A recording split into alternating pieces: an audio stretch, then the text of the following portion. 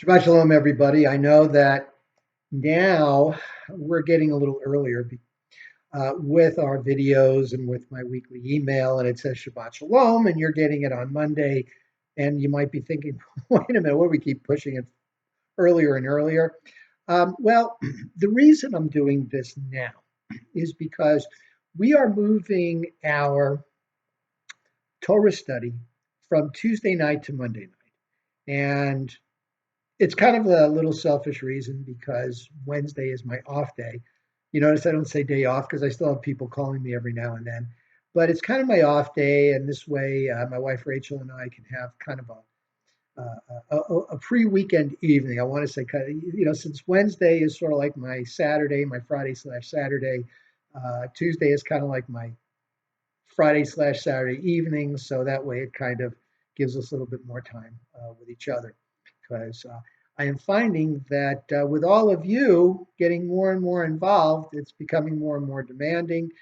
And I will tell you that it's very fulfilling for me, and I want to make it as fulfilling for you as well.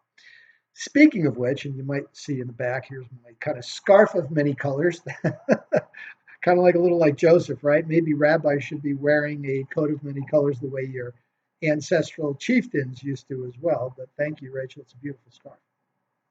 So last week's service was a little bit longer than usual. Only time of the year that we brought out our three Torot, and we had one for the regular reading Miketz. We had one, for Aliyah 7 was for Rosh Chodesh, and the Maftir was the specific reading for Hanukkah. So why did we do that, especially in that order? Well, not every year, but most years, Rosh Chodesh Vet happens to be at the during the last Saturday of Hanukkah, and at that point, we have a lot going on. We have a service that includes your Hallel because of Hanukkah and Rosh Chodesh, and of course, it's the only Rosh Chodesh, new month, where you're doing a full Hallel. Usually, you leave off two of those psalms, but because it's Hanukkah and every day there's a different offering, which is what Hallel is, we do the full Hallel. And since there are more Rosh Chodeshim, more new months in the year than there are days of Hanukkah, the Talmud says that you do the mitzvah that occurs more frequently before you do the mitzvah that occurs less frequently.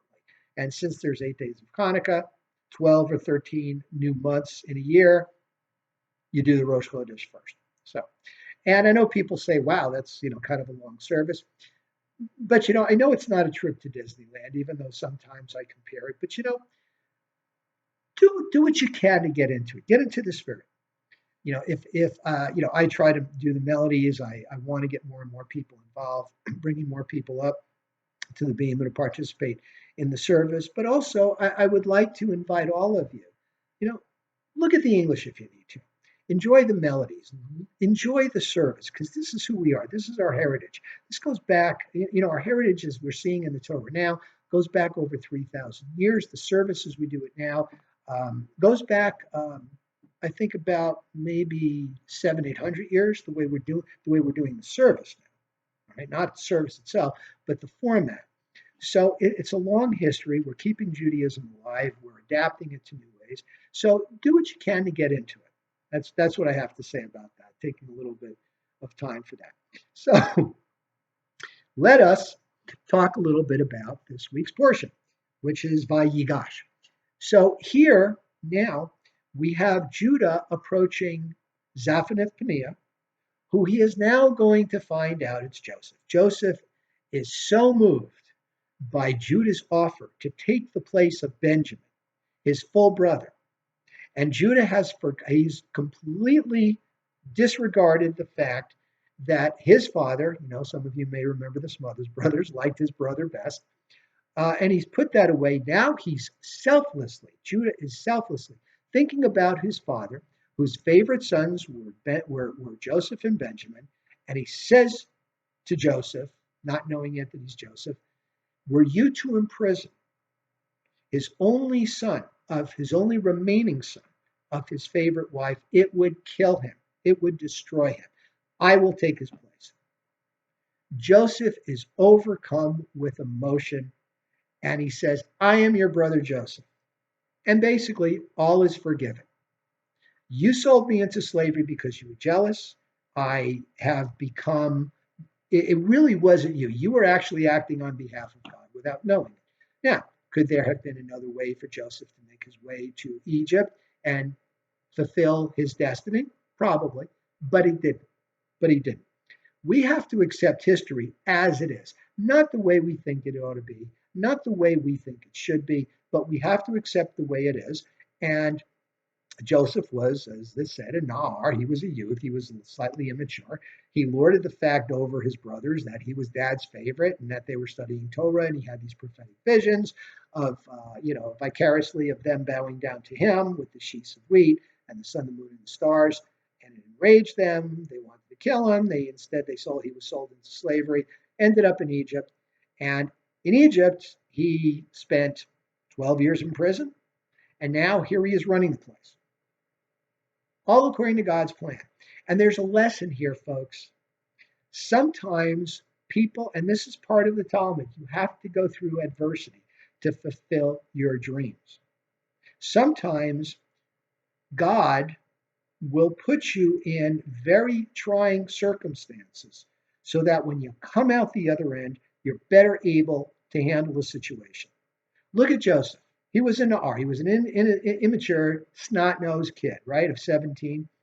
Ends up managing Potiphar, who was one of the top guys in Pharaoh's government, his household. He was framed by Pharaoh's wife, who kind of took a liking to him, and he resisted to his detriment. Spent 12 years in prison, 10 years for one for each brother, able to interpret the chief cupbearers and the chief baker's dreams. Caught the attention of Pharaoh. Pharaoh sends for him. He interprets Pharaoh's dream correctly. It resonated with Pharaoh. Now the brothers are there during the 7 years of famine to get grain. He plays a game with them to see if they're sincere, if they've really repented, which they have. And think about it. He's gone from an obnoxious kid to the chief operating officer of Egypt, one of the most powerful nations in the world back then, saving the world from a famine.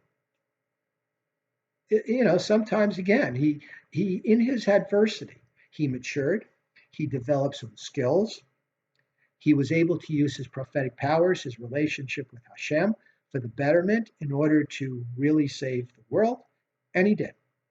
And now his brothers are there in front of him. And of course, it's a great reunion.